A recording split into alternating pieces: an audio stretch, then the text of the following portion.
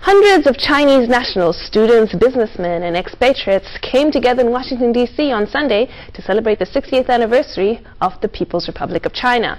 They marked the occasion by raising the red Chinese national flag alongside America's Stars and Stripes in a small park just south of the White House.